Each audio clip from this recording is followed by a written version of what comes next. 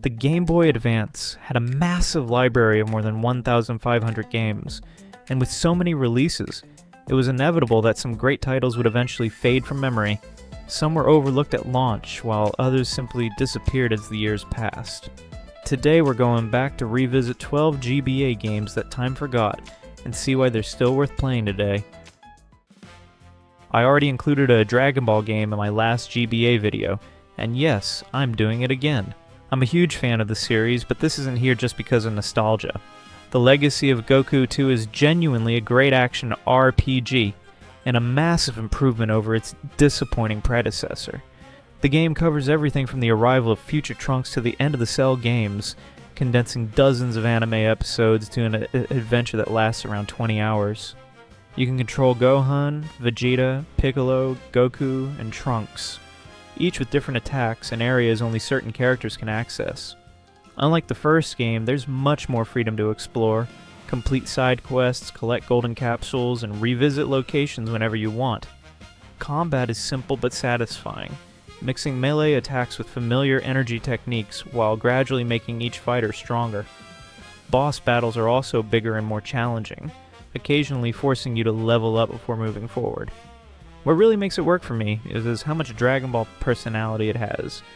Familiar locations are packed with small details from the anime, while weather effects, expressive sprites, explosive attacks, and dramatic music make the world feel surprisingly alive. You can even unlock Hercule through an optional quest. For DBZ fans, Legacy of Goku 2 remains an easy game to recommend. Sabre Wulf brings back Rare's classic Sabreman in an adventure that mixes platforming, puzzles, exploration, and one particularly clever chase mechanic. After the legendary beast is released from its statue by Dr. Dolittle Good, Sabreman must travel across 8 different worlds, recover the pieces of an ancient amulet, and seal the creature away once again. Most stages revolve around reaching Sabre Wulf's lair while overcoming traps and enemies using collectible creatures. Each has a unique ability, essentially turning them into tools for solving environmental puzzles, but reaching the treasure is only half the challenge. Once you grab it, Sabre Wulf wakes up and immediately comes charging after you, forcing you to race all the way back to the entrance. These escape sequences become increasingly frantic as stages grow longer and the beast gets faster. There's also an overworld filled with characters, shops, treasure chests, side quests, and small activities, although the economy feels somewhat unnecessary since you can find enough creatures without buying many. Visually, it carries Rare's unmistakable style, with detailed environments, atmospheric lighting, waterfalls, wildlife, weather effects, and backgrounds reminiscent of Donkey Kong Country. It may be a relatively short adventure, but its unusual structure and frantic escape sequences give Sabre Wulf an identity that's easy to remember.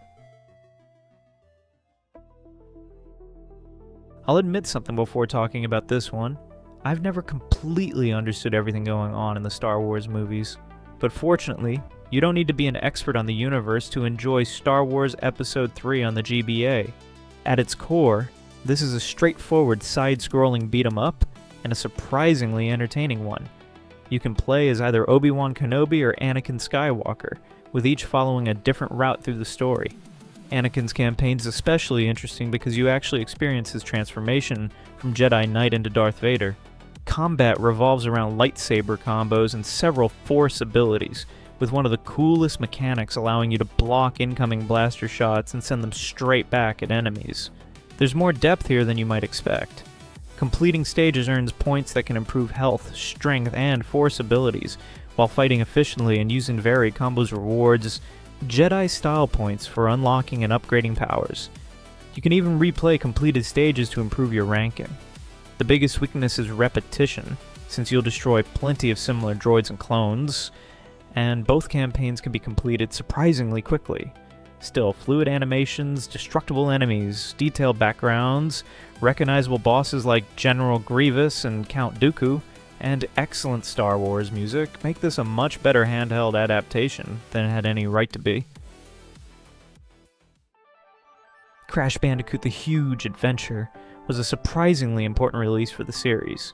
It was Crash's first game outside a PlayStation console, his first portable adventure, and the first to transform the familiar formula into a primarily 2D platformer. Somehow, Vicarious Visions made that transition work remarkably well. The basic structure feels instantly familiar. You smash crates, collect Wumpa fruit, hunt for crystals and gems, unlock new abilities, and eventually face a boss before opening the next group of stages. The environments also captured the spirit of the original trilogy, moving between jungles, slippery snow levels, space stations, and underwater sections.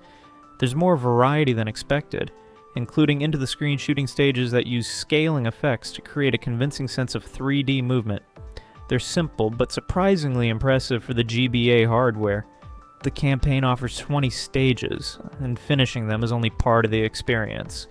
Breaking every crate rewards gems, while the returning time trials offer relics and some genuinely addictive challenges without checkpoints. It may lack some of the personality and spectacle of the PlayStation trilogy, but the huge adventure successfully condensed the classic Crash formula into a handheld without losing the tight platforming challenge and replayability that made those games so much fun. In my opinion, it's genuinely difficult to find a Castlevania game that's truly bad, and Harmony of Dissonance certainly isn't the exception. Instead of reinventing the series, Konami took ideas that already worked in Symphony of the Night and Circle of the Moon, and adapted them into another excellent exploration and focused adventure. You control Justa Belmont, exploring a huge castle while gaining relics, equipment, new movement abilities, and increasingly powerful magic. The spellbook system is particularly interesting. 5 books can be combined with 6 traditional sub-weapons to create 30 different spells. It's simpler than Circle of the Moon's DSS system, but practically every combination is useful. Movement also feels excellent. Justa can quickly dash forward or backward, making exploration and combat noticeably faster, while the quick save feature was a perfect addition for a portable game. Visually, this was a major step beyond Circle of the Moon. Characters are larger, environments are brighter, animations are smoother, and detailed backgrounds occasionally use clever effects to create an illusion of depth. The soundtrack, unfortunately, doesn't reach the standards normally associated with Castlevania. It may not reinvent anything, but Harmony of Dissonance understands exactly why this formula works. Exploration, satisfying progression, secrets, memorable bosses, and that addictive feeling that there's always another part of the castle waiting to be discovered. We've had plenty of platformers and RPGs so far, so it's time to change things up with some racing. MotoGP on the Game Boy Advance has almost nothing in common with the PlayStation 2 game beyond the name. Instead, it feels closer to an old-school arcade racer like Sega's Hang-On, built around speed, simple controls, and getting around each track as quickly as possible. There are 16 tracks to master, and races become surprisingly tense once other riders enter the equation. Hit another bike at high speed, misjudge a corner, or drift too far toward the roadside, and you can easily end up crashing.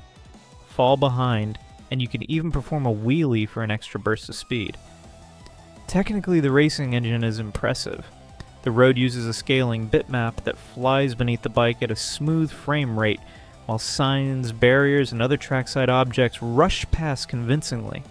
It creates an excellent sensation of speed for such a limited hardware, even if the unusual way the road scrolls during turns can sometimes make your bike appear misaligned. The biggest problem is strangely not the racing itself, but the save system. Progress relies on passwords, and some modes force you to play for around 20 minutes before receiving one. That's a terrible fit for a handheld. Still, underneath that frustrating decision is a fast, responsive, and technically impressive arcade racer that deserved more attention than it received. The King of Fighters X2 shows just how much difference a second attempt can make. The original KOFX struggled with sloppy collision detection, inconsistent combos, slowdown, and technical limitations, but this sequel fixes most of those problems and delivers a much stronger fighting game on the Game Boy Advance. The classic 3-on-3 team system returns, with more than 21 fighters featuring wildly different styles. You have balanced characters that are easy to learn, alongside unusual fighters like the enormous Chang with his ball and chain, or the incredibly fast Choi. Characters waiting in reserve can also be summoned as strikers, either attacking opponents directly or helping extend combos. The improvements are immediately noticeable. Controls are more responsive, combos connect properly, collision detection is tighter, and the engine handles considerably more action without the distracting slowdown and graphical problems of its predecessor. There are plenty of flashy special effects, details, sprites, smooth animations, and even defeated teammates watching from the sidelines. The single-player story isn't particularly memorable, and multiplayer requires 2 systems, cartridges, and a link cable. But as a portable 2D fighter, Howling Blood gets the most important part right. The combat feels good. It's a surprisingly polished adaptation of the KOF formula and a GBA fighter that deserves to be remembered. Advanced Guardian Heroes takes the beat-em-up formula and turns it into something far more chaotic and technical than you might expect. Developed by Treasures as a follow-up to the Saturn classic Guardian Heroes, it trades the medieval setting for a futuristic world while keeping the fast combat and ridiculous amount of action. Its biggest strength is the counter system. By pressing the shoulder button at the exact moment an attack connects, you can block the damage and leave your opponent vulnerable. Holding the button creates a protective barrier instead, but consumes more magic, forcing you to choose between playing safely and mastering the more rewarding counter timing. Add spells, aerial attacks, kicks, launches, and juggling combos, and the combat becomes surprisingly deep. The stages constantly change things up. One moment you're escaping through a burning forest, and later you're jumping between missiles in midair while fighting enemies. Boss encounters are equally wild, while rain, fire, explosions, and moving backgrounds create an impressive visual spectacle. Its biggest weakness is length, with only 5 main stages before the final battle. Thankfully, harder difficulties, multiplayer, and dozens of unlockable characters add replay value. Advanced Guardian Heroes may be short and occasionally messy, but its creative combat and relentless energy make it one of the most distinctive action games on the Game Boy Advance. The Lord of the Rings, The Return of the King, takes the massive battles and fantasy adventure of Tolkien's world and transforms them into a surprisingly effective action RPG. Rather than trying to imitate the console versions, it uses an isometric hack-and-slash style reminiscent of Diablo, mixing constant combat with character progression and equipment management. 6 characters are initially available, including Aragorn, Legolas, Gandalf, Frodo, and Éowyn, with additional fighters waiting to be unlocked. More importantly, choosing a different hero can significantly change the adventure.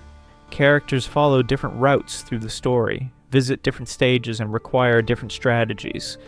Legolas excels at ranged combat, for example, while other heroes are far more effective when surrounded by enemies.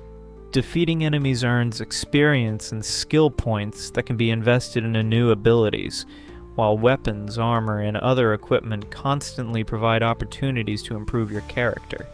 Compared with the 2 towers, there are more skills to unlock, larger groups of enemies on screen, and improved visual effects, including reflections on water.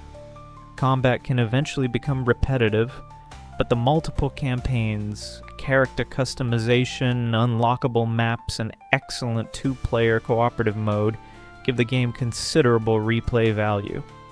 The Return of the King may look modest compared with its console counterparts, but underneath is a surprisingly deep and satisfying portable action RPG. Klonoa Empire of Dreams proves that the series didn't need its signature 2.5D presentation to preserve what made Klonoa special.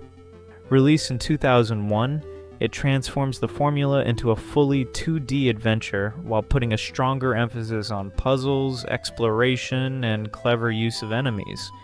Klonoa's main ability is his Wind Bullet, which lets him grab enemies and carry them above his head. From there, they can be thrown at other enemies or toward the ground to perform a double jump. It sounds simple, but the game constantly builds puzzles around this mechanic, turning enemies into tools needed to reach platforms, collect stars, and uncover optional gems. Across 40 stages divided between 5 worlds, new enemies and environmental mechanics regularly change how puzzles work. Traditional stages are also mixed with forced scrolling sections and fast hoverboard sequences, adding variety without losing the game's identity. Collecting everything provides an additional challenge and gives completionists a good reason to revisit earlier levels. For an early GBA release, the presentations are especially impressive. Colorful sprites, smooth animations, scaling and rotation effects, parallax backgrounds, and distinctive environments give it plenty of personality, while the cheerful soundtrack fits perfectly. It isn't particularly difficult or long, but that works in its favor. Klonoa Empire of Dreams is focused, creative, charming, and remains one of Klonoa's most enjoyable portable adventures. Personally, I've always preferred platformers, but every now and then an RPG comes along that really grabs my attention. Super Robot Taisen is one of those games, especially because it moves away from the usual medieval fantasy setting and replaces swords, wizards, and monsters with enormous machines and futuristic warfare. At its core, this is a turn-based strategy RPG, similar to Fire Emblem or Final Fantasy Tactics Advance, but with considerably more customization. You assign pilots to different mechs, equip weapons and parts, improve armor, energy and mobility, upgrade attacks, and spend pilot points on new abilities.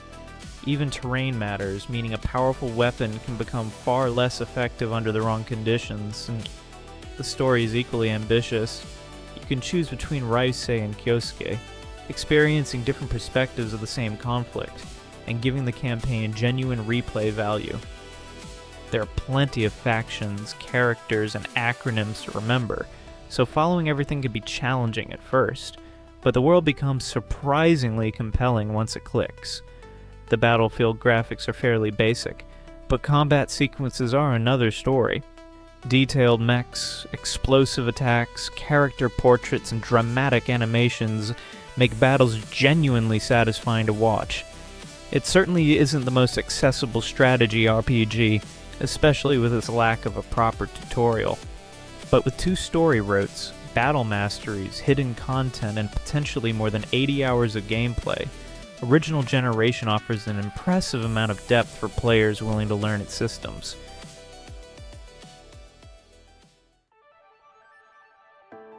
Summon Knight's Swordcraft story keeps things interesting without overwhelming you with complicated systems. Instead of traditional turn-based battles, it combines exploration, dungeon crawling, weapon crafting, and real-time combat, giving the adventure a faster rhythm. The story takes place in Wistern, the City of Swords, where you play as the son or daughter of a legendary craft lord. Determined to follow in your father's footsteps, you enter a tournament to become a craft lord yourself, gradually uncovering secrets surrounding his death. Combat switches to a 2D side view where you fight almost like a beat-em-up. You can carry 3 weapons and switch between them during battle, choosing from swords, axes, spears, knuckles, and drills. Each offers different speed, range, strength, and durability. The crafting system gives the game much of its personality. Objects collected throughout dungeons can be broken down to elemental materials and transformed into increasingly powerful weapons with help from your guardian beast.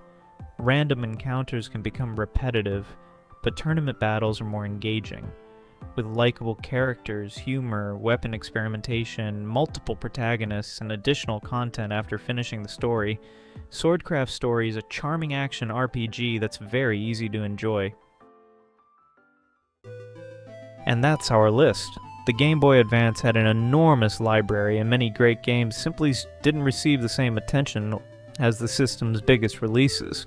Some have gained more recognition over the years, while others are still rarely mentioned today. Now I want to hear from you. Which GBA game do you think time forgot? And which one would you add to this list?